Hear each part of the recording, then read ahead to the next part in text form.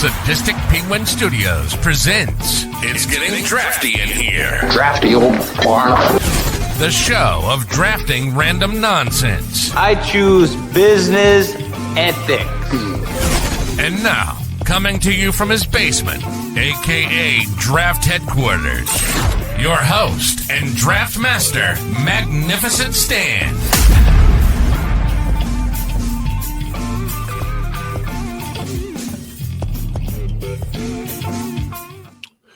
Hello, welcome to episode 63 of It's Getting Drafty in Here. I'm your host, Magnificent Stan. Today is Tuesday, January 7th, 2025. This is our first episode of 2025. And today we're going to be diving back into the squared circle of professional wrestling. Joining me today are our buddies Shankster's back for another one. What's going on, buddy? Not too much, man. Thanks for having me back. Love doing these with you. Right on. Always. I think this is going to be our regular wrestling group. I do have another wrestling one I'm working on with other people, though. Don't get offended. Oh. See how it is. Trigger. Oh, no. Also joining us from Chicago Sports Bums, we got Dougie Fresh. What's going on? What's going on, brother? How are you? I'm good, man. I'm good. I'm tired. Yeah, I'm old and tired. I'm telling you, dude. I was outside all day today. You work with fucking children? Dude, my Audi is an innie right now. I'm just trying to thaw out a little bit here. Right on. Well, hopefully that works. I got my portable portable fireplace on right now, and that's helping me. Oh, look at you! Tremendous amount. Yep. Let's put some Barry White on in the background. Also from the Chicago Sports Bums, we got Joey P back. What's going on, Joey? What's going on, bros? How y'all doing? Very, very good. Very, very good. Very, very ready to draft here. I've been off for a few weeks, so it's been nice to get away from it for a couple weeks, but ready to get back to it. So today again we're going to be doing a wrestling episode. These are going to be wrestlers that never won a world heavyweight championship, and we restricted it to the WWF/WWE. NWA, 80s, early 90s, WCW, as well as AEW. So yeah, anybody who hasn't won any world title at any of those levels, we're going to be drafting today. We also do have categories. So there's 4 categories. We did it as kind of like a chronological order. So we have the pre-boom, which is like before the Hogan era. So like the 70s into like the mid 80s, 84-ish. Then we have the cartoon era, which is basically the Hulk Hogan, WrestleMania, Rock and Wrestling, MTV, whatever area you want to call it. That's the mid 80s until the early 90s. Then we have the Monday Night Wars when things got a little more aggressive, more attitude, more realistic. I don't know what you want to say. So that'll be 93 to 99, and then we have modern era wrestling, which is basically anything after 2000. So that's what we have. I have the first pick. I won the lottery in a rare scenario. Now, I have a question for the three of you, if you guys are going to accept this or not. I want to do my pre-boom guy, and I want to pick Andre the Giant. Is that Saturday Night Main Event title switch an actual title hold? I am going to veto this only on the basis of you let Jason pick Adacheta. So this is Adacheta's revenge. I am vetoing you. Okay. Joey? This is a very, very hard one for me, brother, because I was going to wear my Andre the Giant Fightful shirt on tonight. But, I'm the nice guy, I think, of the group, I was told. So I will allow this. So, okay. John Shankster, it's up to you, bro. We got Shankster's the deciding vote here. Is he here? He's thinking. He's contemplating. His connections. I don't know if it's recognized, but I'm good with it. You're good with me taking Andre? Yeah, I'm fine with it too. I just wanted to mess with you. Yeah. So for people who aren't historical wrestling fans, and Shankster had to drop out, he's probably just going to connect back in. Andre the Giant beat Hulk Hogan on a Saturday Night Main Event for the title but it wasn't a actual WWE referee. It was rather his twin brother, his evil twin. It was Earl Hebner, evil twin of Dave Hebner. And they stripped Andre of the title because he tried to give it to the $1 Million Man. So I'm going to take, pre-boom. Nobody was bigger than Andre the Giant. Nobody was. Nobody. In stature as well as just in general. He was the biggest draw. The only reason he never really got a world title is because before that Hogan era, during the Hogan era, he was kind of just starting to fall apart. His hips were bad. His knees were bad. His back was bad. The gigantism just took over. But yeah, Andre the Giant was the biggest draw in the business. And the only reason he never got that title is because he was moving from territory to territory to territory. Yeah. He was a mover and a shaker. He went wherever anybody gave him the money. And that's what happened. So I'm going to go Andre the Giant. I think he's probably one of the 2 or 3 most famous wrestlers in history of the world. And yeah. So, yeah. I mean, we can basically just call it like it is. He was a sideshow. The eighth wonder of the world. Yeah, he was one of the biggest sideshows in wrestling. And every territory wanted a little piece of him. Yep. Yeah, I mean he would go anywhere too. Like he would go up and work in Stampede. Obviously, he did a lot of stuff in Japan.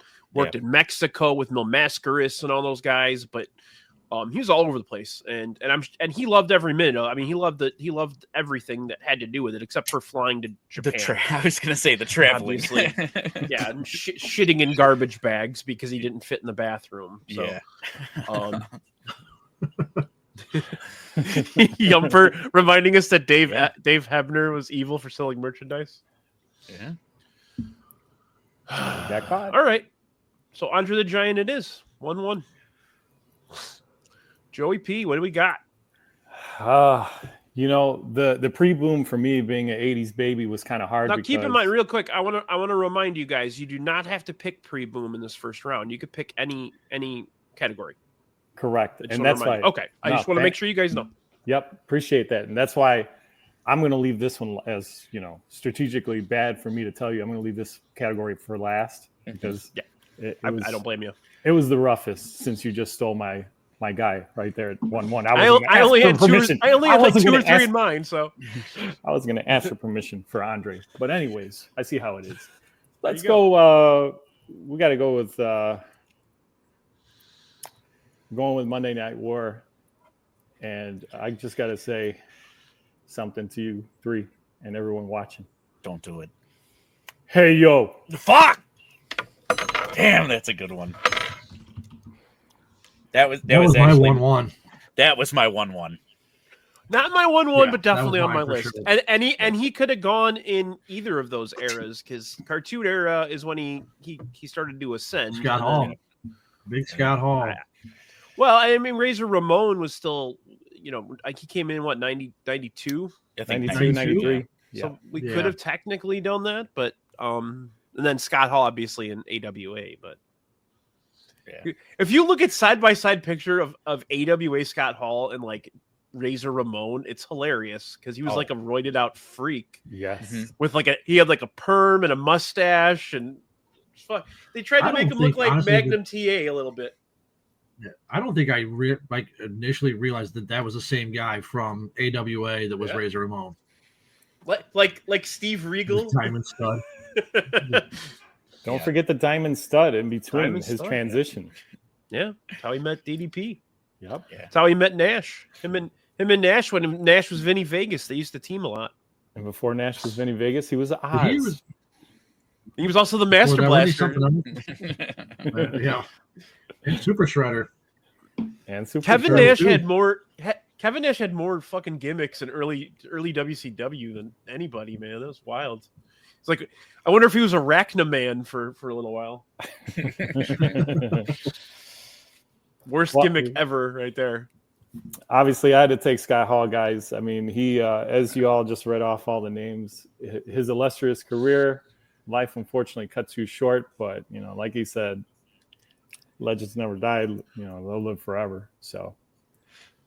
Somewhere along those lines. He said it better than me. I'm tired. I'm sorry. What did he say? Bad times don't last, but bad guys do. But bad guys do. There you go. I knew it was something beautiful such a like good, that. such a poet. Yeah, no, that's a Yeah, solid one. I knew that one would be gone by, like I said, when I had my top kind of 3 picked out, I figured he would be 1-1 from any of you three.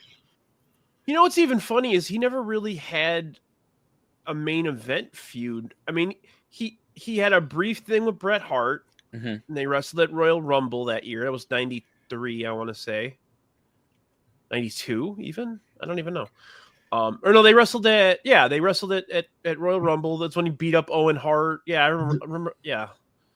Did he have one little one with or did he just? I know he cost Savage the title like against when Flair won it back or somewhere in there. Did he have something with that back with Macho Man right before that Survivor Series?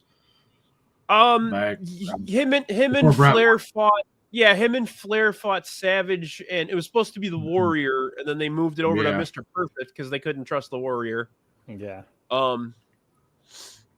Yeah, I mean, and then fired, right? he won.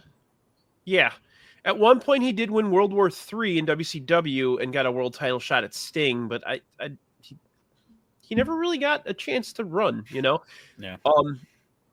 If the substance problems hadn't been there, I wonder if they would have ever given him, because I don't know if they could have trusted him. Reliability was probably a big issue. Yeah.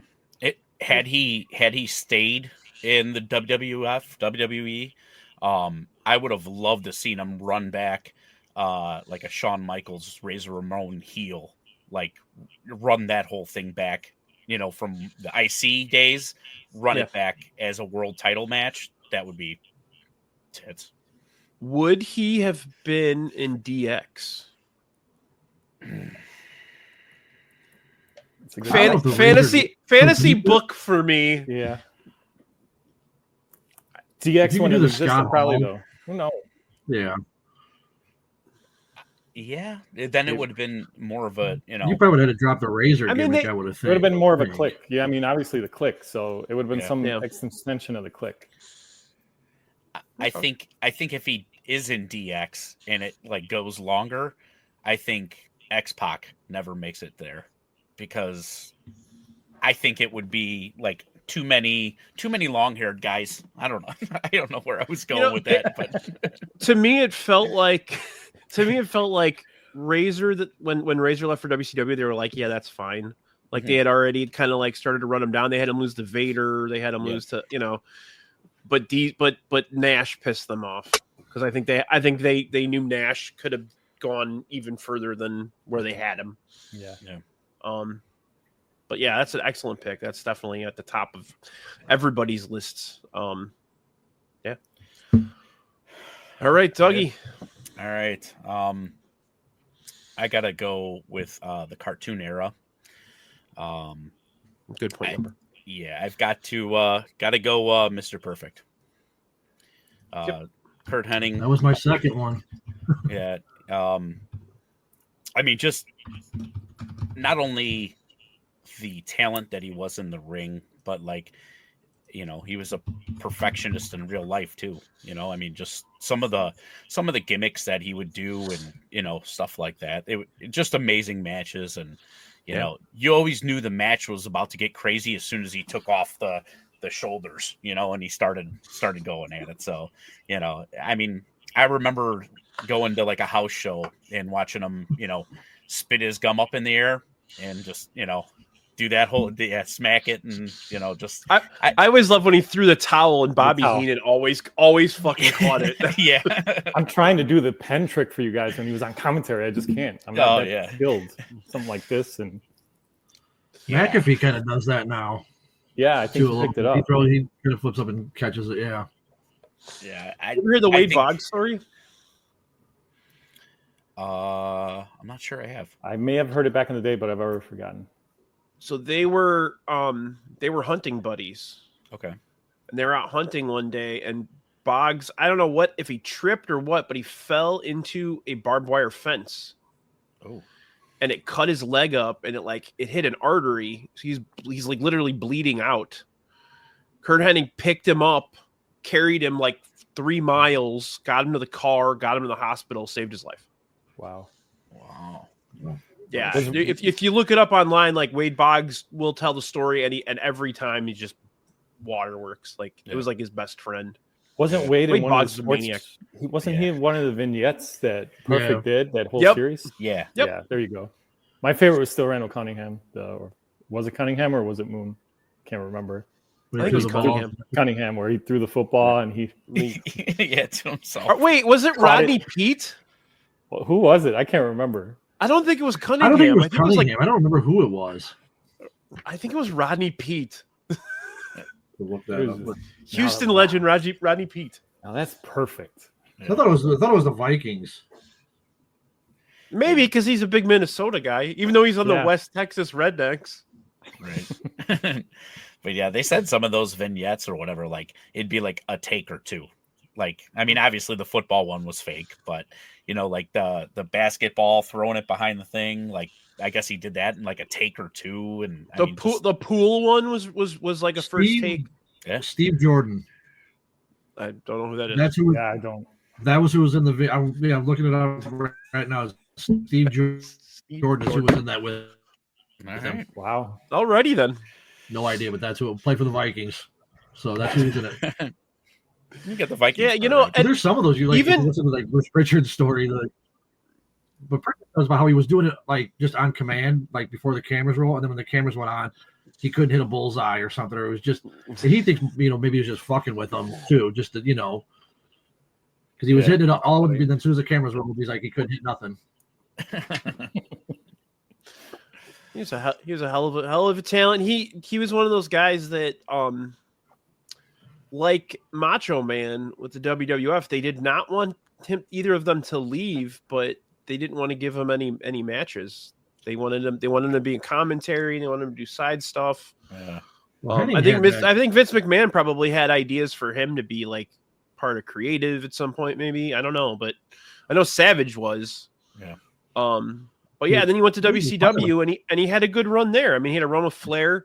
He did the fucking perfect play to the Giant. I don't know if you guys have seen that. That was great. Nuts.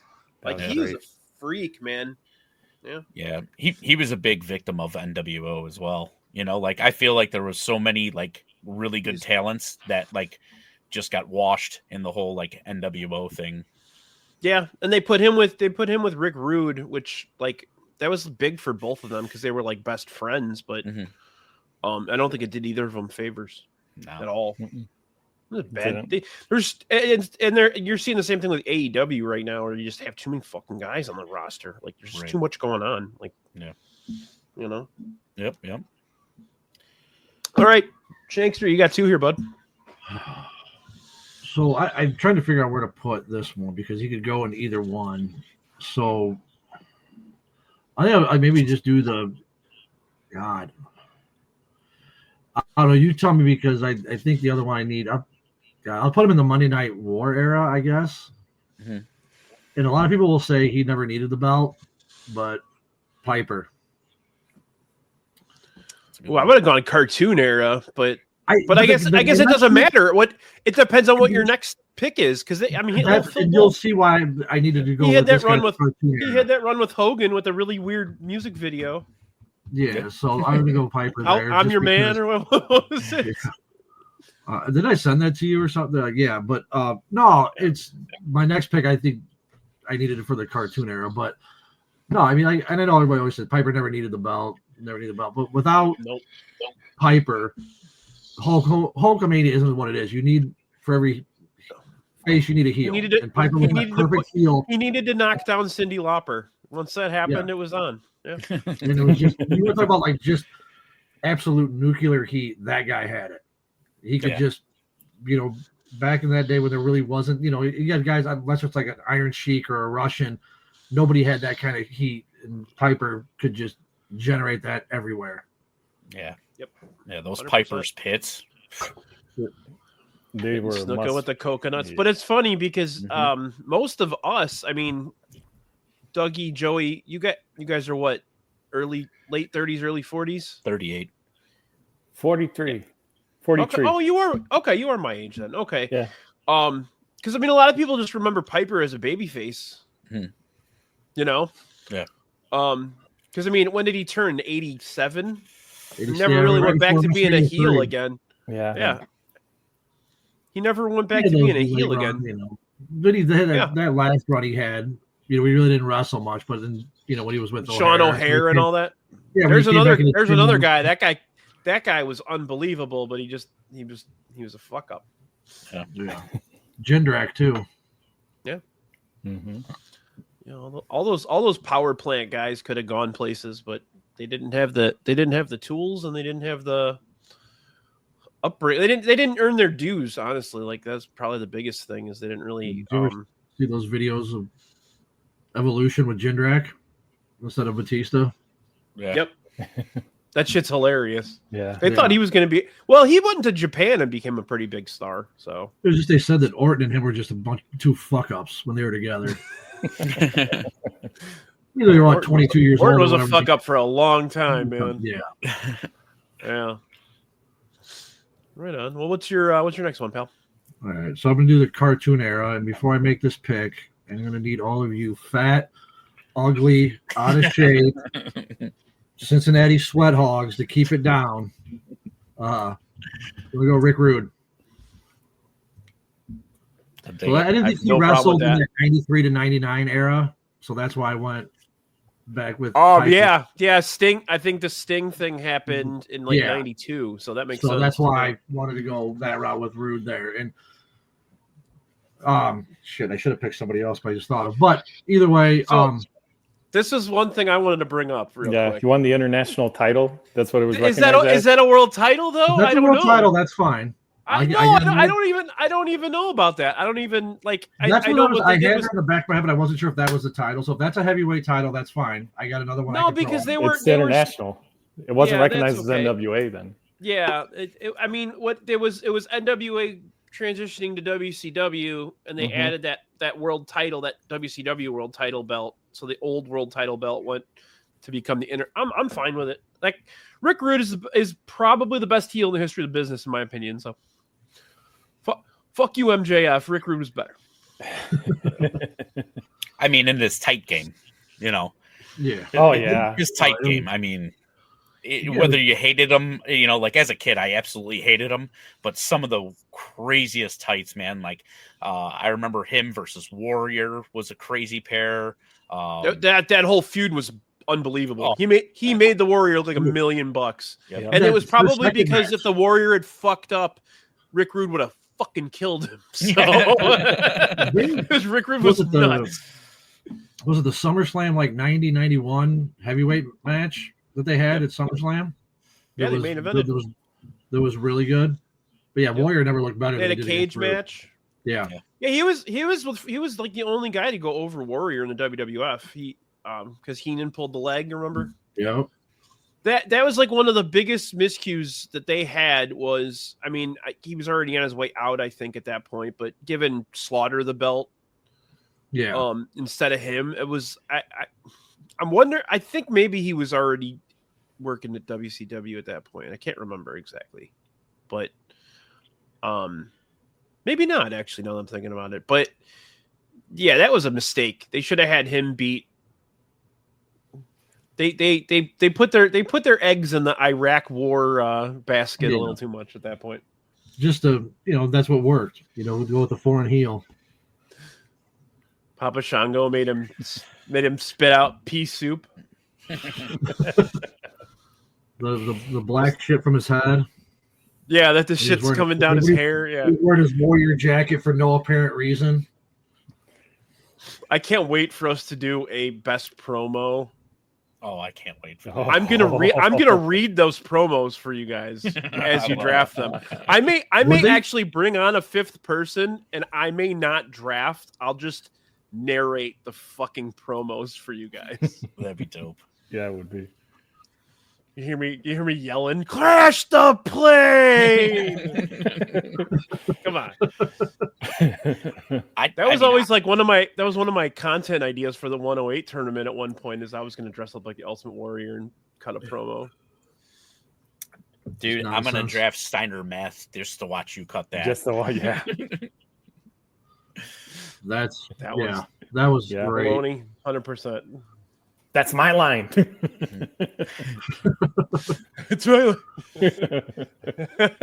He's throwing his shoe at him. Close your eyes and try to just tell who's who, which one's Lethal and which one's Flair. It's hard. You can't tell. Black Machismo was another great gimmick. Yeah. Jay Lethal is a tremendously talented dude. I'm surprised they haven't done anything like that in AEW. Maybe he just doesn't want to like do the impressions anymore. Yeah.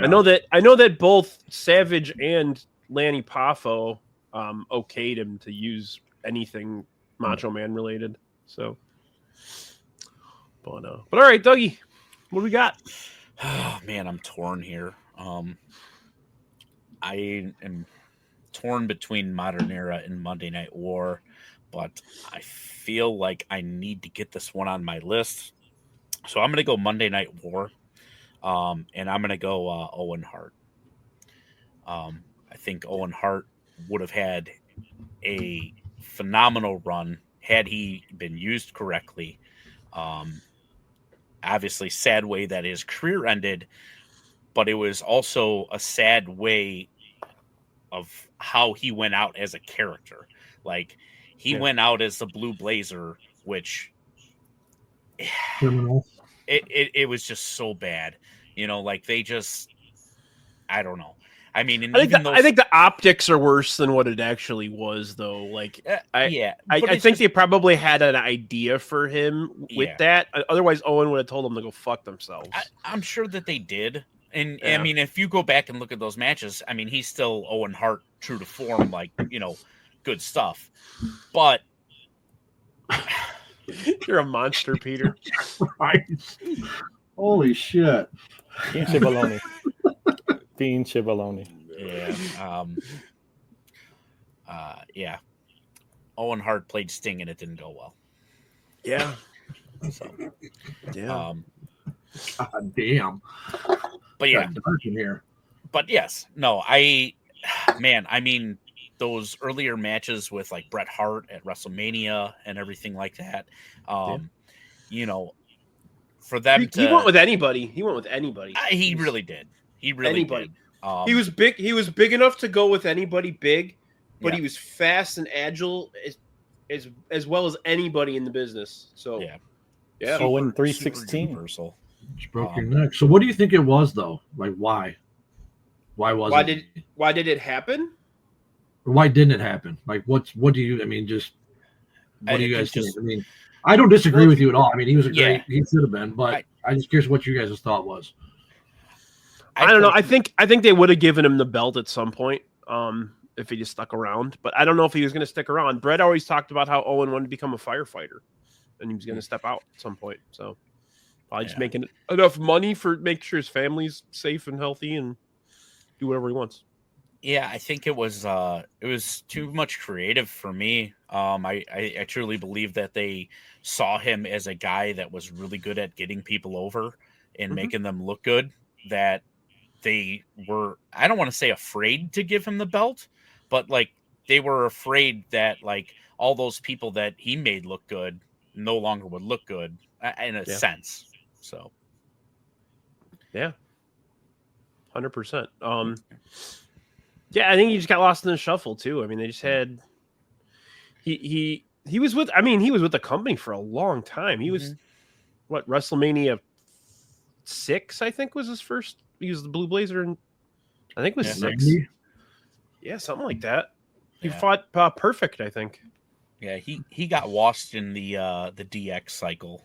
You know, like when the Nugget. You know, when they were doing that whole bit. I am not a Nugget. Yeah, that one guy that could do the perfect impersonation of him. Yeah, Jason Sensation. Yeah. Jason Sensation. Yeah, yeah. Canadian legend. Yeah. I'm gonna slap the piss out. And he walked right over, right on commentary side. I just saw that clip the other day, getting ready for this. Well, he's like, "What am I, an aardvark?" Oh man! All right, Joey. It's my turn. Well, yes, sir. Cartoon era is the route I'm going, and you guys took my 1 and 2. Well, the other cartoon character hero of mine growing up in the 80s that hasn't been selected yet is someone who used to give some of the most deep, intense promos looking right into the camera and sometimes would say, "Trust me." And you trusted him, and then his pet snake Damien bit the shit out of you. So I'm going with Jake the Snake Roberts. There you go. I am kind of shocked he's still on the board at this point, but I mean, again, looking at the board though, like it's been a kind of pretty perfect draft actually. Yeah. Again, no reason he shouldn't. I mean, if he was around 10 years later, if he was in his prime in that Attitude Era, like 97, 98, he'd have been a champ. Yeah. Just the promos he could cut. Yeah. They wanted to put the title on him in the 80s, and Hogan said no. Yeah. I mean, if you want to believe his stories, but still, Right. I'll believe Jake before I believe Hogan. It depends on when the interview was shot. We talking Jake on crack or Jake now? Yeah, right. Heroin Jake or crack Jake? Yeah. It's like the 3 faces of Foley, 3 faces of Jake. Yeah. But no, that guy was great. Yeah, if you watch like Beyond the Mat, Brian? Mm-hmm. Yep. That flick that kind of went in depth some of their stories and whatnot. He had obviously a hell of an upbringing, the way he came up in life. Oh God, That's the awful. dark side. Yeah, the dark side of the ring about Dark Grizzly side of the ring. Smith. Ooh, Yeah. that's so fucked up. His whole His upbringing was very, His very old man's fucked up. his old man from rotten Piece hell. of shit. Yeah. Yeah, so I mean, a lot of what he did was cinematic in a way with his promos, and he was just I never thought that he was growing up like the greatest wrestler when I actually enjoyed wrestling for actual athleticism as I got into my early teenage years in the early 90s. But when I go back and I watch his old stuff, he was just so smooth in the ring. He didn't have to be like this athletic, Right. cartwheel type Bam Bam Bigelow guy going, in the ring. Yeah. But he was just so smooth when he hit that short arm clothesline, and obviously the creator of the DDT. So, well, yeah, and some of the moves he would do were so like simple too. Like he would do like a that's where the guy jumps over the guy. Jesus Christ. WrestleMania 2 when he's wrestling George Wells, he does a monkey flip or something, and it looks so ridiculous. You're just like, this guy's a professional wrestler. This guy's an athlete. Like what? I remember. I think it's if you want like first memory of mine that would stick out from him is I'm sure I watched him wrestle, but it was the Saturday Night's Main Event with when he DDT'd Steamboat on the concrete floor. That was 100% Steamboat's fault. Because he said he could get his hands up, and Jake told him no. And he's like, "I'll get my hands up," and he didn't. He was just picking him up. And he was dead weight. Yeah. But it was scary. It was scary watching him try to pick him up, and he's just not. Yeah. There's nothing there, Yeah, you watch it back, you can probably hear his head hit the cement. That was a hell of a theme song. You're correct. Yeah. I also hate that they like really dumbed down his finisher. You know what I'm saying? Like a DDT, like is now just like a total side, thing or whatever. Sean, I mean, the super kick's that way now. I mean, you just no, you're right. You're right. It's a lot of that stuff is you look at anybody leg drops unless it's Hogan is just a spot anymore. Right. It's just that's what's like you said, but. It's like his DDT was better. I mean, was probably, Arn Anderson had a good one, but Jake's was the best. The way he delivered it. Yeah, 100%. The Arn's was great, though. You're right about that. Yeah. All right. Good pick. You guys, that's like my 1, 2, 3 in both of those categories. So, all right. I see you guys, the cartoon era, heel. I'm going to go babyface here. It's the one guy that I think could have eclipsed Hogan if he wasn't such a drug addict, and that was the Junkyard Dog. Solid pick. Yeah. That's on my list. That dude could have gotten whatever he wanted in the business, whatever he wanted. He would go to the ring and do that dance on the ropes, and everybody go freaking nuts. All the kids would run in the ring after the match and dance with him. Mm-hmm. Yeah. And then if you ever saw like his Mid-South stuff, that guy could work too. He was like They their dumbed biggest him star. down. Yeah. Yeah, he was. Him and DiBiase were just mega stars in Mid-South. And Duggan. Jim Duggan. Duggan and Junkyard Dog are pretty good examples of like WWF-ification of your actual abilities, because those two could actually wrestle very well, but they did that to Hogan too. You ever watch Hogan in Japan, like doing all these Drop weird toe like holds and like he's doing like weird submissions and shit. You're like, where did he learn how to do that? But yeah, they had like 3 moves and you're done. Like that's what they did to Junkyard Dog. But yeah, I mean, again, he's like Hall. If he hadn't had his problems, he probably would have. He went to WCW, but he was 100. He was like 100 pounds overweight and putting everything up his nose at that point. But he could have been. They made him the main event guy for a couple of shows, and he just wasn't there anymore. Well, they had him win that. Didn't he win the Wrestling Classic, or did he lose that? No, he beat Savage. No, he won it. Right? Yeah, he beat Savage. Yep. Mm-hmm. Yeah, he was. I mean, there's a Saturday Night Main Event where they tag. It's him and Hogan tagging against the Funks. And no, no, but they take Dory Funk Jr., who's one of the greatest traditional wrestlers ever, and they call him fucking Hoss. I don't know why they did that.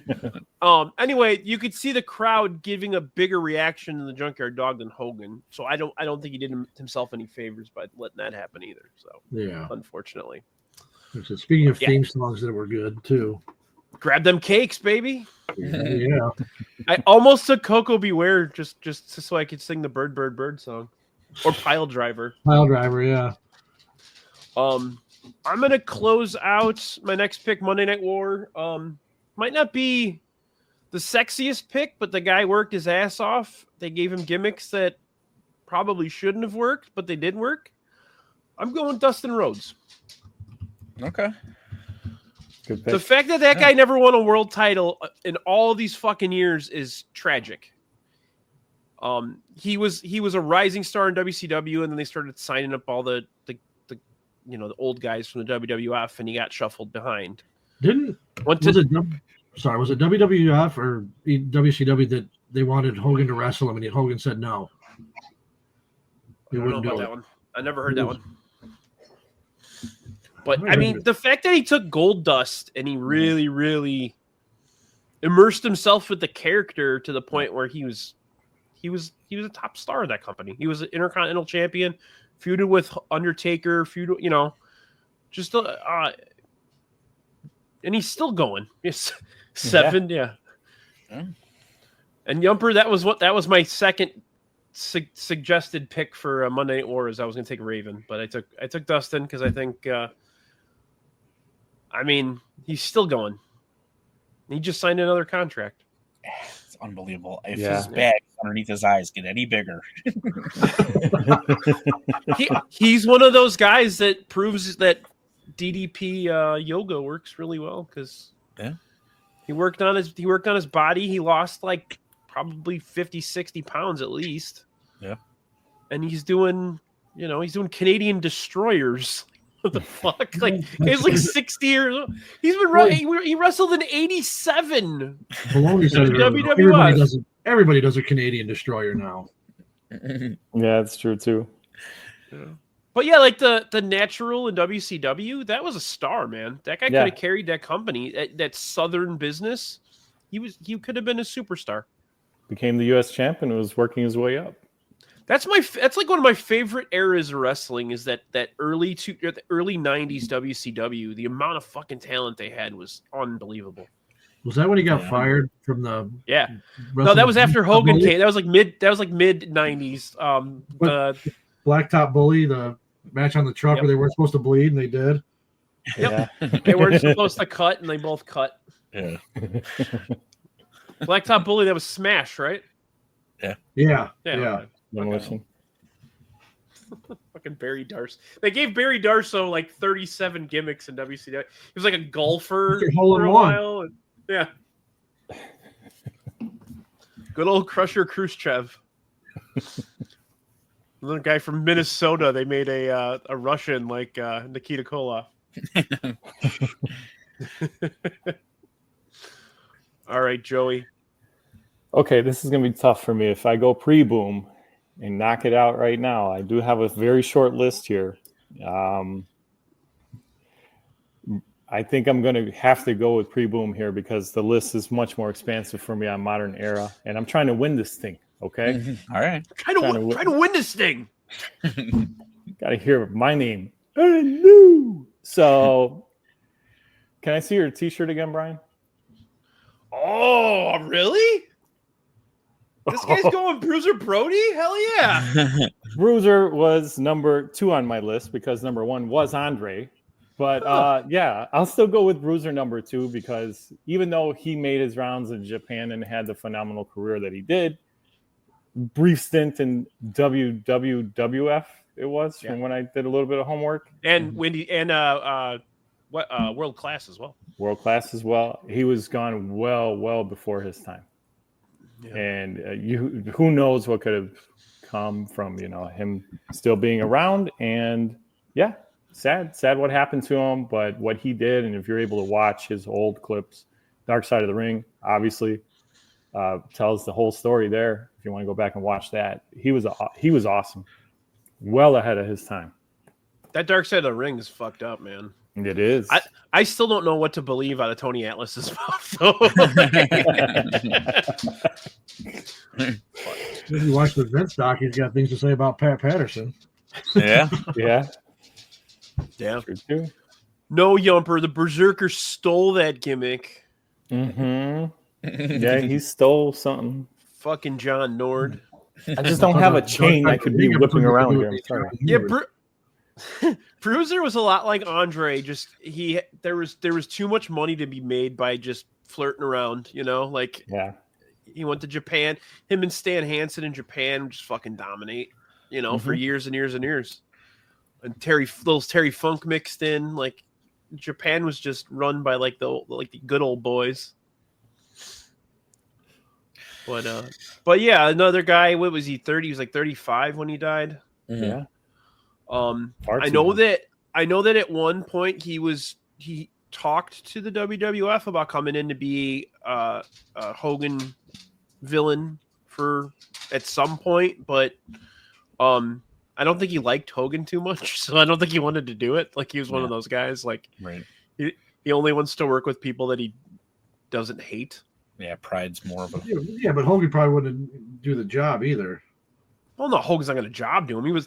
All those guys came in to lose. I mean, that's what it's all about. But his stuff with Abdullah the Butcher, like those guys killed each other, man. They were scaring the shit out of people too. In Japan, they were running through the crowd, like people are running for their lives from these guys. It's like they were in a fucking monster movie.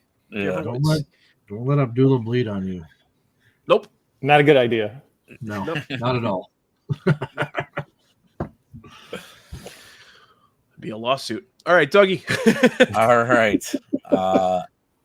I am going to go pre-boom, just because I can't afford to let Shankster steal one from me. I am going to go the Dynamite Kid.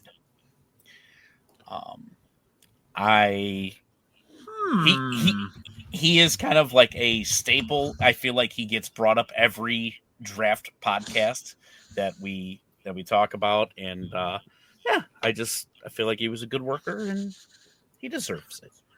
Problem was, I think with him is just the size. I mean, don't be wrong, he was built, but he was just short. Yeah, and that he was a prick too. That didn't help. I'm also saying he's an absolute asshole, but true, yeah. But just the size of him back then wasn't, not in WWF anyway at that time. Right. You were going to be, but no, I mean, the talent was fucking unbelievable. Yeah, but it's also like Brian said, a prick. Yeah.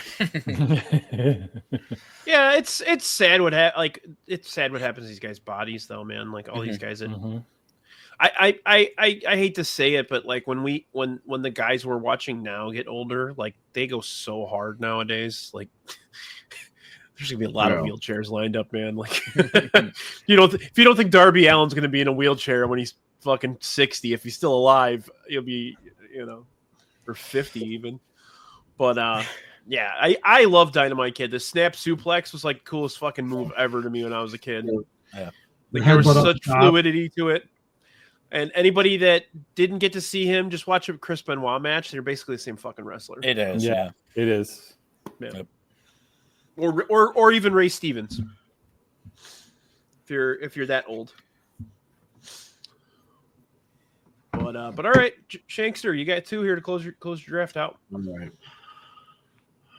So I think this would count in the pre-boom. So I don't know. Again, I'm going to go because I think this is probably the greatest what if. Because if he hadn't gotten hurt, he still would have been late 30s come Attitude Era, 99. That area is Magnum TA. Yep. He's on my list for sure. Is that, it's just the best what if, like I said, I was thinking, I guess I always thought of him as being older, but he was, 26 when he got in that accident?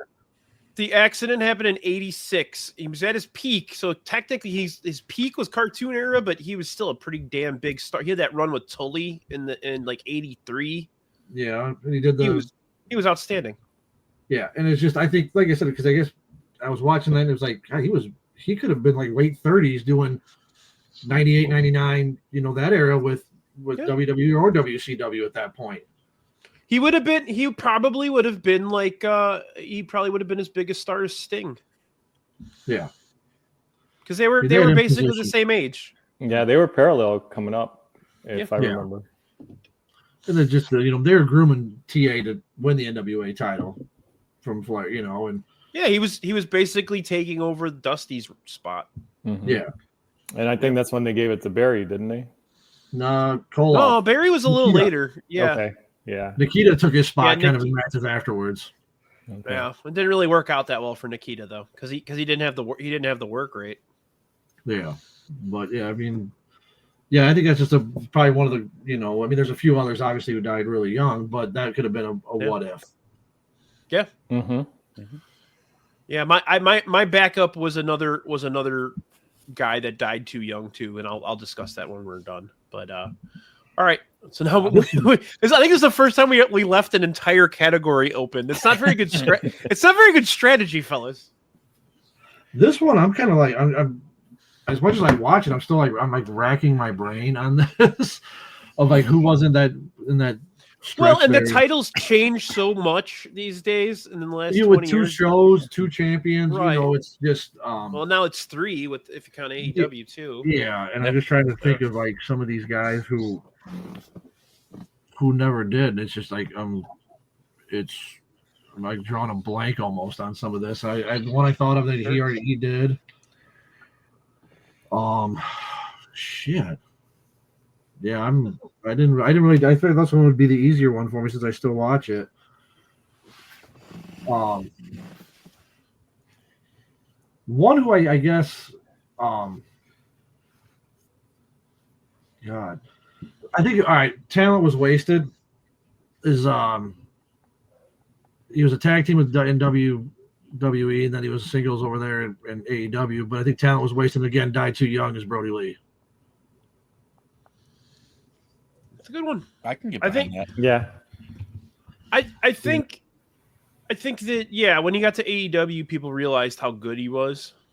I mean, this even if you watch some of the stuff in WWE, I think early on, what he could do, it's just again he got handcuffed by put in their little box or Vince's little box of what he wanted it, and what he wanted a guy that size to do, and it just handcuffed him and limited him. Yeah, that's a good pick. That's really good. The Exalted one. But yeah, I was racking my brain. It's just, But no, I think he just was again handcuffed and he was good with the Wyatt family, but I think just on his own, they gave him the IC title run, right? Or a short term. Maybe? Yeah, he had the TNT title. He was one of the first TNT champions. He beat Cody for it, right? Did he kind of Cody squash beat him back for it? Yeah. Yeah, he squashed him, and then Cody beat him in a was it like a chain match or a dog collar? Yeah. Right, and I think he had maybe a short IC run, but like I said, again, just you never know what could have been. But just a guy who I think had that potential, but just was handcuffed by Vince. 100%. That's a good one, man. He athleticism off the fucking charts for guys. What he was like 6'7", 6'8". Yeah, big dude. Oh, yeah. It's very similar, honestly. Like if you look at his body work, very similar to Bruiser Brody. Yeah, that's fair. Very similar style, very similar build. One of us better pick the Curry, man. I fucking love Christopher Daniels. I saw him wrestle when I was 19, and I think he was like probably 20 at a steel mill in Elk Grove. Oh, really? Yeah, Cole Cabana was on the show too, and he was like 20. Oh, that's awesome. Yeah. All right, Dougie, what do you got? All right. I've got to close us out with one of my favorite workers over the last probably decade, Sami Zayn. Sami Zayn.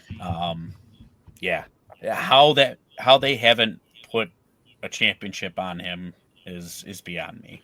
I don't think they're done with him yet. So no, I don't think that they're done with him yet, but it's just one of those deals to where it's like, how, his body's going to have to last to make a run. Mm-hmm. Yeah. And, and it sucks because now that they've waited this long, I don't know what he's got left in his body. And now it's going to start becoming way too much Daniel Bryan-esque. So, yeah. You're absolutely right. I did not expect one of you guys to pick him, and he was going to be my modern era. So I got to go with my backup plan. Okay. Oh, come on, Pete! Come on, Peter! He was on my list too, motherfucker. Dude, he's right there. You fucker! He's I wasn't gonna take him. I swear he's number 2, but I gotta take number 1. I swear, Peter. I'll text you a picture of my list. All right. So to close it out, modern era, there was another worker just as great as Dirty Dom is. But this dude was a belt collector. He started in the Monday Night War era and transitioned to the modern era where unfortunately he had to retire due to some injuries. But this dude, for me, started out in ECW when I first saw him. And then obviously went on to WCW and collected belts there too, and went to WWE after. Before you make this pick, I just want you to know, Joey, that I love you. Okay, awesome. Because I'm going to let you know, as he would say, if I can be serious for a moment. From Calgary, Alberta, Canada. Lance Storm.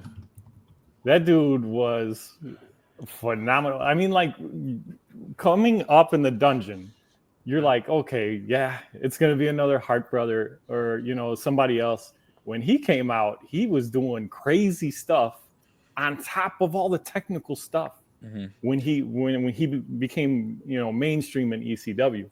So, but do you know why? It's him and Jericho went to Mexico forever. Mm-hmm. And that's where they learned all that stuff. Yeah. Yeah, just master of his craft, man. Like I could listen to Lance Storm talk about wrestling forever.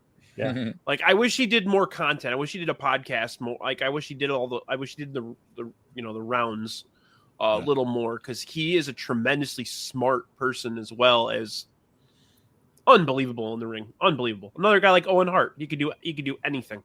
Right. And he just collected belts everywhere he went. Yeah, my favorite was the WCW stuff was great. Yeah. He changed the United States Championship to the Canadian Championship. Then he changed the television championship to the Canadian Television Championship.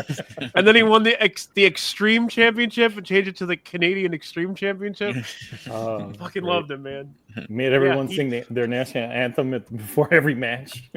And his finish was just a simple single leg crab. Yeah. That's all it was. Yeah. He had a hell of a super kick. You're right, Yump. Good pick, man. Thank you, guys. So I only had 3 guys on my list for modern era. I had Sami Zayn. Mm-hmm. I had Lance Storm. Mm-hmm. and I have Shelton motherfucking Benjamin. Yeah, another great one. Shelton Benjamin, he is still going. How old is that guy now? He's got to be 50s, right? Yeah. 40s. He's Yeah. like late 40s. Yeah. Yeah, He's still doing backflips off the fucking rope. Like he is.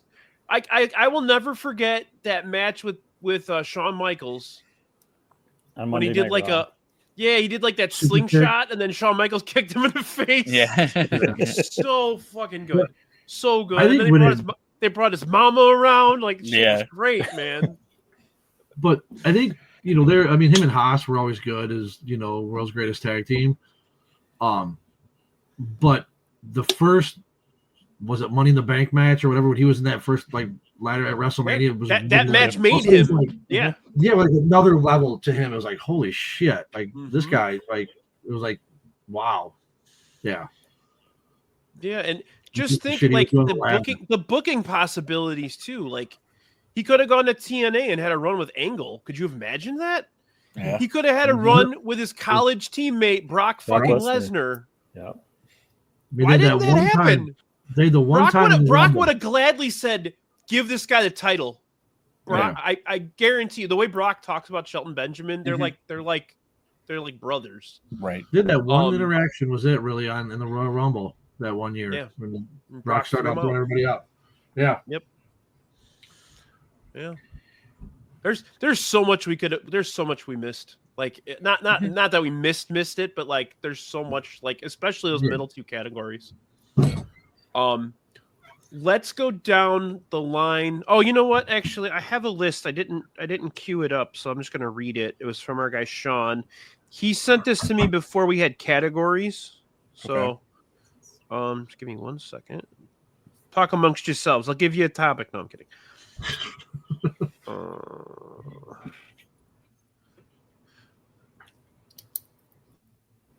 So yeah, he had Jake Roberts, Roddy Piper, Ted DiBiase. I'm kind of surprised we didn't take Ted. I almost took him over the Junkyard Dog, but he's such a fucking douchebag. I don't want him. Yeah, he was on my list. Arn Anderson was on Sean's list. So yeah, definitely. They dropped the ball. WCW dropped the ball when Flair came back from his run to WWF. That should have happened. yeah. Flair Anderson should have happened at that point. And they dropped the ball because Arn was still going. He felt like he started to fall apart at that point, but They had and a then brief run at a Clash of Champions, I remember, for the title. But I think that may have been. But it was like a schmaz at the end, Yeah. wasn't it? Like Yeah. it wasn't like a real thing. Like I know Arn beat him, but it wasn't for a title or anything. Yeah, like Yeah. a grudge match. And he put Dusty Rhodes on the list too. I don't think he knew that we're not just doing WWF stuff. So, but yeah, Dusty Rhodes was like the Junkyard Dog, man. That guy had the crowd in his hand when he was in the WWE. Even though they gave him that shitty ass gimmick. Oh yeah. So, but yeah, let's go down the line. Any pre-boom ones that we didn't mention, and in the chat, if you guys have any, please. I don't know, maybe I'm wrong on this, but like I think Larry Sabisco was one that I thought of. Yep. Bockwinkel was another one. Jesse Ventura, good job, Phil. Yep, I thought of him. Yep, he was on my mind earlier. This is Phil. He's one of my oldest friends. So yeah, Ventura. How old is he? He is so Kevin. That's been on my pod a bunch of times. This is Phil's his brother-in-law. So Yeah. Gorilla Monsoon. Monsoon was on my list. Yeah, Yeah, he was number 2 on my list. I had David Von Erich on mine. Another one potential that could have been what he could have been. Did Kevin ever win it or no? Von Erich. Kevin didn't. Kerry won didn't. NWA, but Kevin didn't. David was the one that they thought was going to be the superstar, though. Yeah. When David died, they were like, "Fuck it, let's give it to Kerry," because David was supposed to beat Flair for it. Yeah. And again, another one tragedy. He was like 20. Fuck, man, he was like 27, something like that. He was like 6'8". He was a freaking monster. Another guy he was like Bruiser Brody and Brody Lee. He was like 6'8", super agile, super athletic. guy, his promos were awesome. So, yeah, he would have been a superstar in the early mid '80s. But yeah, like those are the ones I think I just saw, and I remember watching this as a kid. That some people are putting it back on around New Year's Eve, New Year's Day of a 60-minute match between Hennig and Nick Bockwinkel that was on ESPN for the AWA title that went at the hour time limit. I remember watching that. Didn't Hennig beat him with a punch? No, it ended up being the time because Hennig beat him for the belt though. Yeah, later, not that one he didn't, but I just remember Hennig being busted open, and then like the last 3 minutes he just is giving him the Larry the Axe move, but then the head busted Bockwinkel open, then had him in a figure four for like the last 2 minutes, and he wouldn't give up, so it ended up being a draw. There were a lot of guys in the AWA that could have made it elsewhere too. But the era, like Ray Stevens, I mentioned. Ray Stevens was unbelievable in the ring. That guy ran circles around everybody.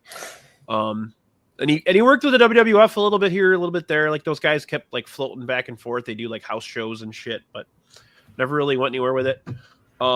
Was Colonel no one DeBeers selected Rock and Roll Buck? Do you know Buck Zumhoff is in prison right now, Phil? We're not going to talk about Buck Zumhoff. Look up why. It's kind of scary.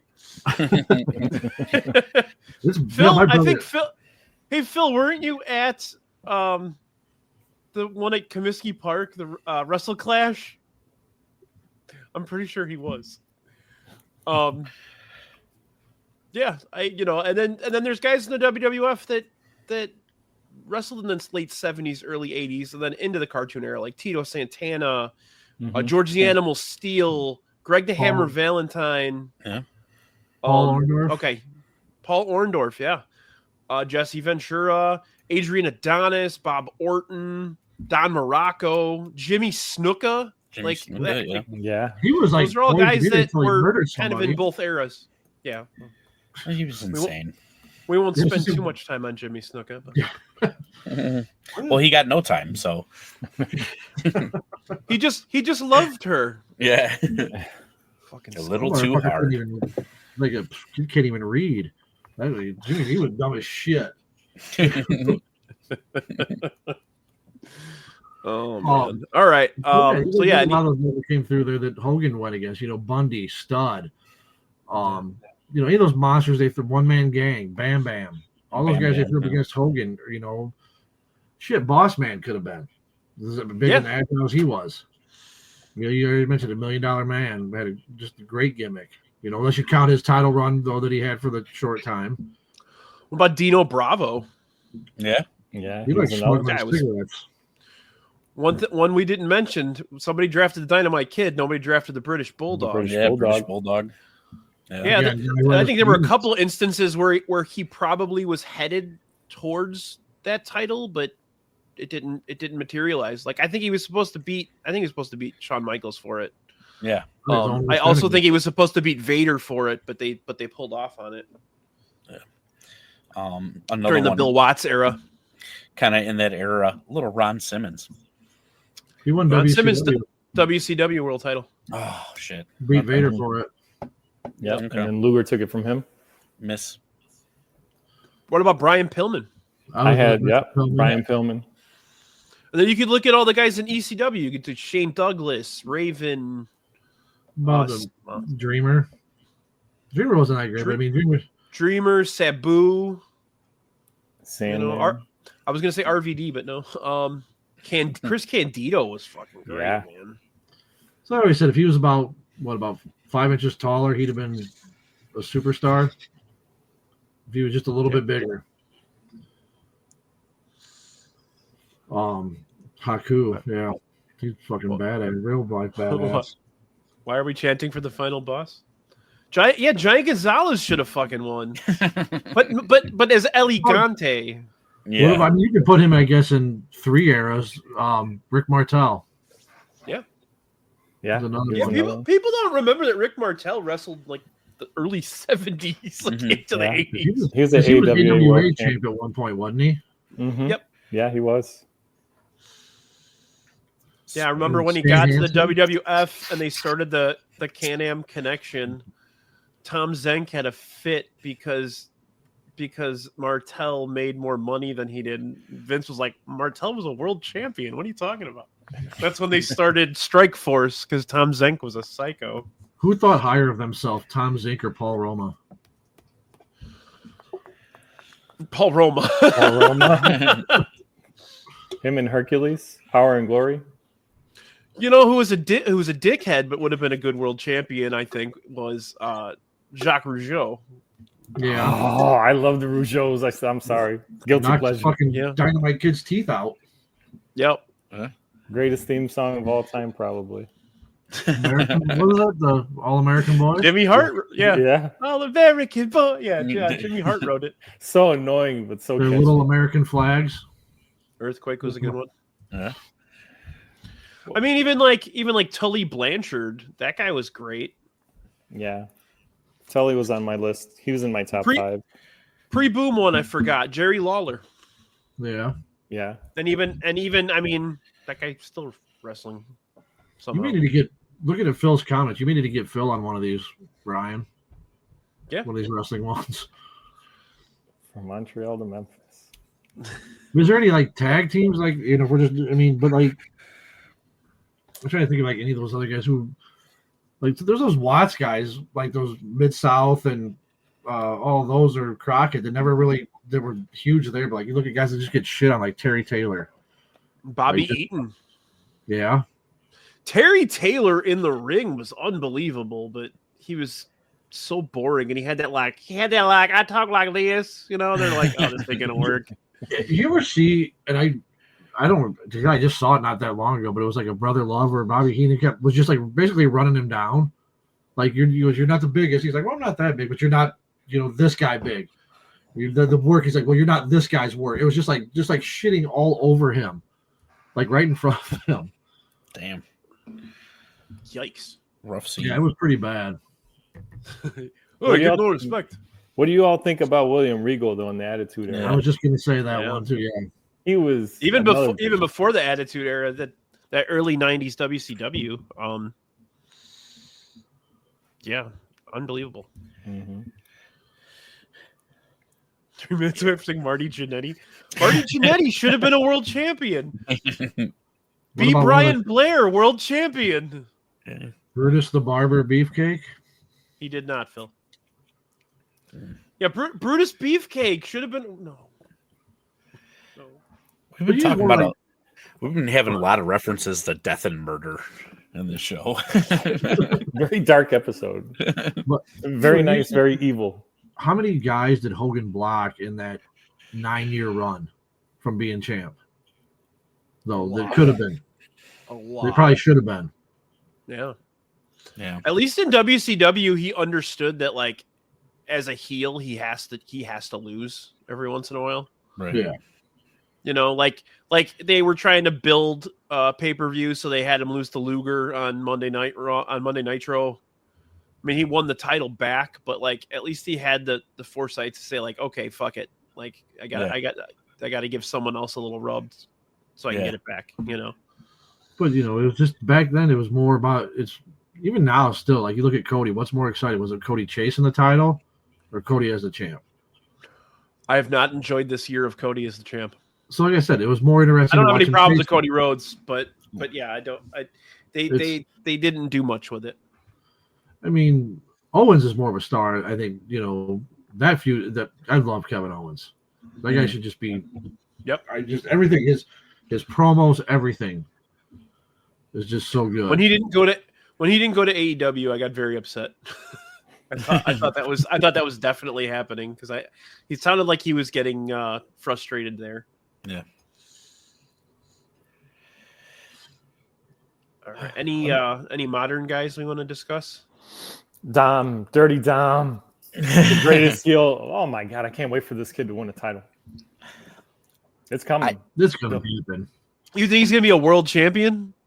It's gonna be something weird like a Money in the Bank thing. As long as it's not a David Arquette type thing. Yeah. They should. Him walking around with that briefcase for like a year That would be would awesome. just would be gold. Yeah. He gets That would be he gets great. such a reaction. It's like, okay, this is money. Money is reaction in this business, right? So that's why they got to strike. They fumbled so many times. Like, I'm sorry, I would have let Sami Zayn fulfill the bloodline story by him be the one to break Roman's streak, for example. Sorry, Roman could have won it back, and who cares? And then Cody fulfilled his dream still by beating Roman. I wouldn't mind that. Well, when you consider how long Roman was the champion, I think that like a certain amount of prestige in dethroning him. You couldn't have a transitional champ. Yeah, that's that. I would have liked it either way, honestly, but I don't know if he would have done Sami Zayn any favors to pull a Lex Luger on him, or I mean, I would call it a Kofi Kingston on him. Yeah. Mm-hmm. But that's a problem that WWE has these days. Is they elevate. They're great at elevating these faces. They're great at building that backstory to elevate, and then after they win, they're like, "Okay, kid, like smack him on the ass. Like it's your turn. Like go ahead." Like they did that with Daniel Bryan a couple of times. Yeah. One guy that I had on my modern list that I feel like was a victim of that. He was a victim of John Cena. And I'm gonna say this, Umaga. I think Umaga could have been a really good heel champion. And am I crazy, or did he never won? I don't think he won. No, he didn't. Okay. I thought about him in the card today too. Because he kept on Absolutely. that Cena, that whole Cena squash era, and it was, I shouldn't say squash era, but it was just that whole. It kind of is. I mean, they treated him like Hogan. It's not his fault. Right. That's what they wanted. No, I know it's not his fault, but it's like, yeah, that sucks, man. I mean, like you had some really good heels in there that, really could have popped, and I think could have elevated Cena a little bit more. Have him win dirty. Like. Just not giving it up at all was just brutal. Well, and it's funny, like the two times that he did cleanly lose, they had to do it with the fans kicking and screaming. CM Punk and RVD. RVD, yeah. Mm-hmm. Yeah. Well, I mean, dude, when fans show up with a sign that says if Cena wins, we riot in that area. Well, they did it in Chicago. That was like, come on. Yeah, no. That one I don't give a shit about. Yeah. And the RVD one, that group of people are crazy enough to do that. I mean, those ECW crowds were something special. That's Something another special, one crazy. That Yumper just mentioned, that Rusev was another one that should have been a champ. Yeah. Yeah. 100%. And then Nakamura, he's right here too. Nakamura definitely should have gotten it. You know who got lost in the Cena shuffle too was Wade Barrett. Oh yeah. Mm-hmm. He was a perfect heel. Mm-hmm. He could have done whatever he wanted. I had a Mr. Kennedy on the list. I absolutely loved his shtick. He was supposed to. Who was he supposed to beat? He was supposed to beat the Undertaker. I can't remember. He was supposed to beat someone for the title, and it didn't. They just pulled it. Yeah, he also got he did something. He did. Was that right when he hurt? When Orton came back and he the way he suplexed him or dropped him or something, then he got fired pretty much right after that. Yeah. I saw him at an indie in Kenosha like 7 or 8 years ago, and he's still like really good presence. Yeah, he was supposed to be Vince's son. And then they did Hornswoggle instead. But the heat he could get just at the Allstate coming out when he did his stick from Green Bay, Wisconsin. Yep. Yeah. I remember it was a pay-per-view we were at, and I think it was the Packers beat the Bears that day when he came out to the Green Bay, Wisconsin. Everybody boos. He's like, 5-0, baby. So he could get heat there. But no, he was great. Met him at a TNA show in Rockford.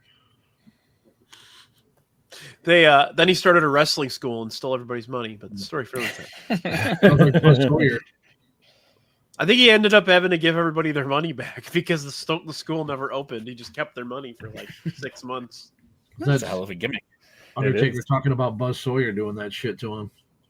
Oof. So are they Buzz Sawyer, man? Are there any like new guys now, either AEW or WWE for that matter, that you think are going to be next in line after?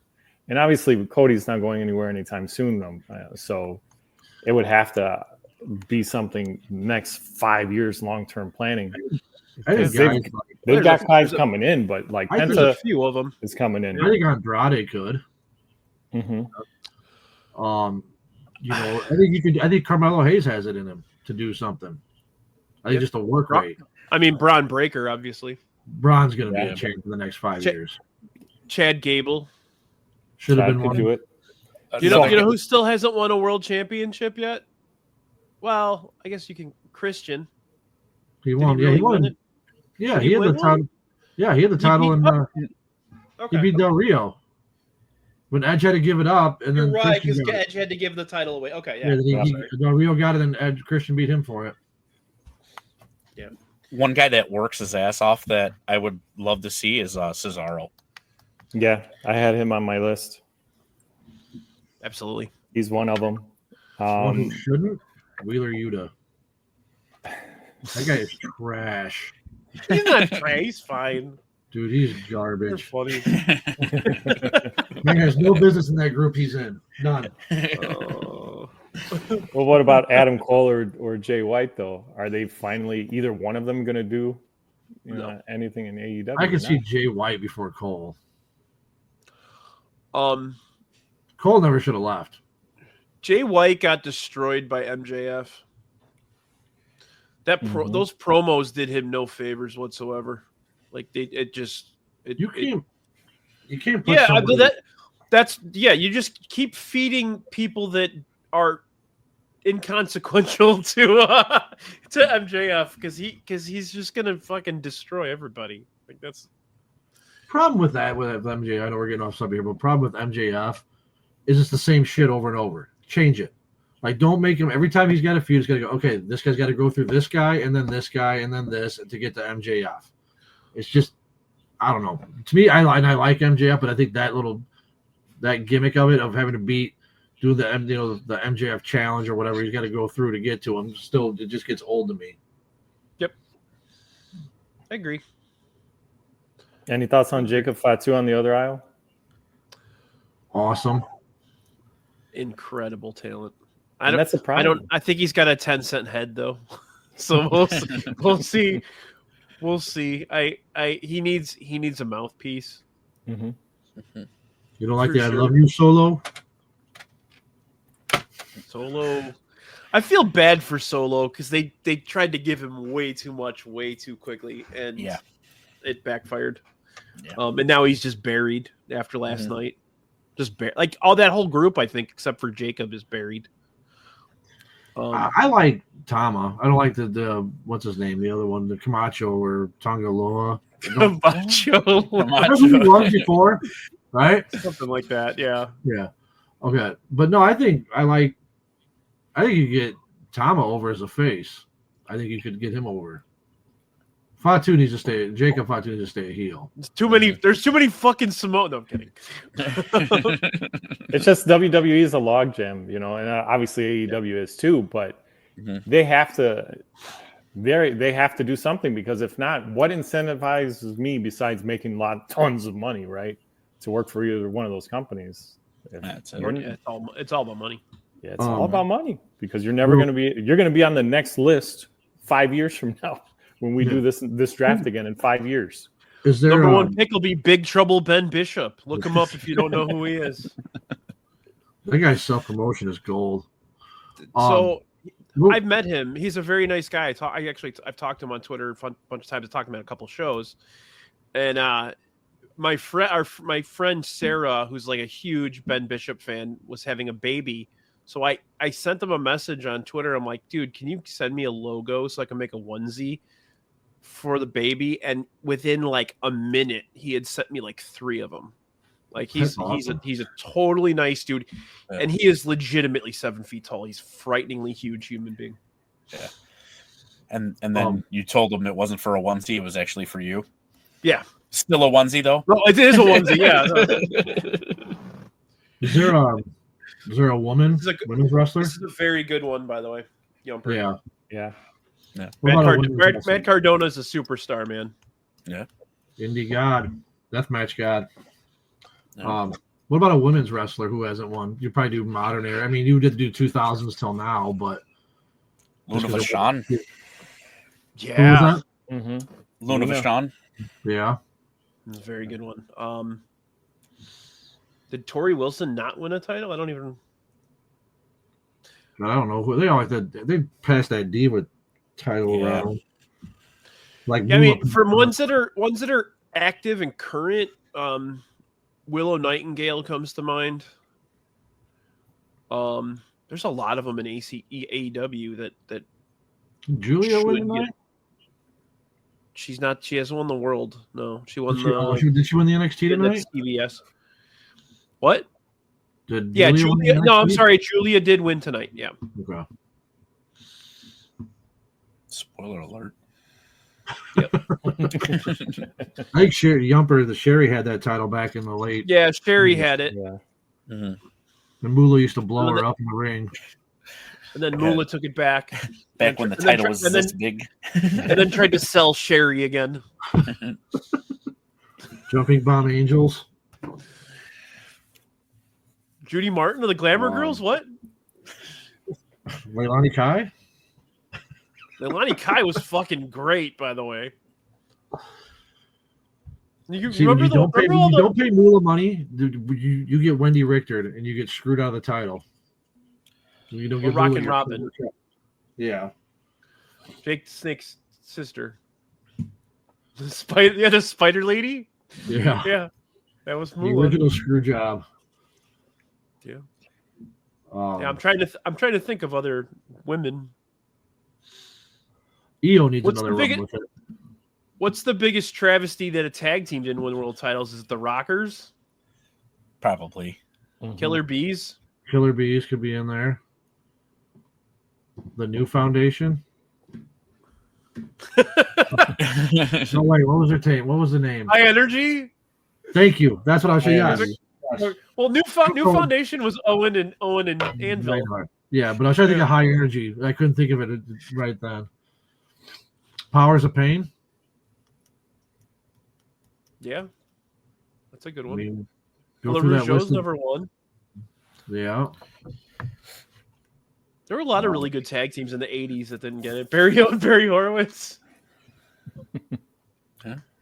Again, we circle back with Barry O to the ring boy stuff and the sexual harassment. And the sexual harassment, which was that went on dead eyes from our Secretary of Education. Comforting. I mean, you had a really great tag team of Chris Benoit and Eddie Guerrero. That probably Eddie Guerrero and who? Snort. Inject. It's okay. We can talk about this. We're talking about death and murder. This is the death and murder episode. It's Dougie. It's not your fault. No, it isn't. So who would have been the bigger prick then? We're gonna go out of Jacques Rougeau and Dynamite. Probably Jacques Rougeau. Because Jacques had that like entitled, like Nepo, like wrestling Nepo baby thing going on. Because his dad, he was great as a Mountie. He was really, really, and the Quebecers were awesome. PCO, yeah. PCO. I can't believe that guy is still wrestling. I know. Tyler Breeze and Fandango. Yeah, Breeze Dango. Breeze Dango is very good. Yeah. You know who they? I'm not saying he deserved the title, but the guy who had the momentum at the time, and they just shit all over it on his Money in the Bank cash in. Actually, two of them was Baron Corbin and Sandow. Both the guys who lost their cash in. Sandow, like I feel like Sandow never really had the heart for the business. Like he always wanted to do something else. From everything I've read. I'm not saying he deserved it, but just the momentum they just got it just was killed when they lost their. But he was such a comedy. It would be like giving R-Truth the world title. You know what I mean? Damian Mizdow. That shit was fucking gold. Oh, yeah. Like absolute gold. Stuntman. He was the Miz's stuntman. Yeah. But the silly comedy gimmicks can just, can't really turn that into any momentum, Yeah. Yeah. Well, all right. We got an hour and a half out of this shit again. It's always the wrestling ones where we end up talking for like 2 hours. Yeah, we just keep blabbering. Right? Exactly. I'm good with it. It's good blabbering. So what's the next one going to be? Promos? Gonna do promos? I feel like I want to build up to promos. Okay. All right. Well, It's a slow burn. Well, here's the thing. I think we need to come up with a consensus, like fourth person. If you're gonna be crash the plane. if you're gonna be narrating this whole thing, yeah, That's a good one, Phil. Yeah, jobbers. Yeah. Number 1, Iron Mike Sharp. Or Steve Phil, Lombardi. or if you watch the early episodes of Raw, every single week there was a guy named Phil Apollo that would lose every single week. Oh man! All right, thanks guys. Bye. No, I'm kidding. Dougie, Joey, you got anything you want to plug? I know you guys have Friday, right? Yeah, we got a watch party at the Ramova. It is free to come watch Blackhawks versus Red Wings. And then we have a $25 party pack, which includes beer for from puck drop all the way till an hour after the game for $25. You can't beat that. Free parking, and other than that, Monday nights Bumcast on the YouTube's 8:00. Excellent. Well, all right, guys. Just a reminder to like and subscribe. Sadistic Penguin Studios. We're up over 700 subscribers now. So, nice. Moving on up. Friday we have at the show. We'll be back on with Tony and Yumper. I believe they're doing a deep dive into Shawshank Redemption. So definitely gonna be watching that one. That's one of my favorite movies. So yeah, be on the lookout for that. Next week I will be back. I'm gonna be going back to doing every week now that holidays are over and everything. Next week I'm doing a different one where each of us, I'm gonna have 3 people on with me. Each of us picks an actor, and that each actor is around, and we have to pick our favorite movies for that actor. Oh, that's on the spot. So we're doing that next week. I have Sam Reeves is going to be on. My buddy Kevin is going to be on, and then we're gonna the 4th person to drop out. So I'm gonna find a 4th. But yeah, that's a fun one. We're gonna be doing that same premise, but with directors as well. In a few weeks. And then in 2 weeks we're going to be doing Build a Band. So it's going to be me, Roxy, Stress Freehorn, his name is Eric, and then Tony B will be on with a Sugar Bag. You'll be on with us, and we're going to pick, each round is going to be a different musician. So like lead singer, drummer, bass, guitar. So that's going to be really fun. We've been working on that one for a while. So really looking forward to that one. So those are the next 2 that are coming around the way. I have a couple more after that already scheduled and planned. So, and then we're going to do another wrestling one as well. Sans You 3. That one is going to be start your own wrestling company, and you get to pick wrestlers to start your wrestling company with. So I'm working on that one right now as well. So. But thanks, guys. Yeah. Always fun. Let's get back to the chat and come up with the next one. And thanks everybody in the chat again. Like and subscribe to Sadistic Penguin Studios. Buy a Gordo shirt while we still have them up at our merch shop. We're actually shutting down. I want to make that announcement as well. We're actually shutting down our merch shop at the end of the month until probably baseball season starts back up, because really the only 2 shirts that sell are Gordo and I Hate It Here for the White Sox. So, but all right, guys, thanks again. This has been episode 63. Have a great night. Well, this is awkward.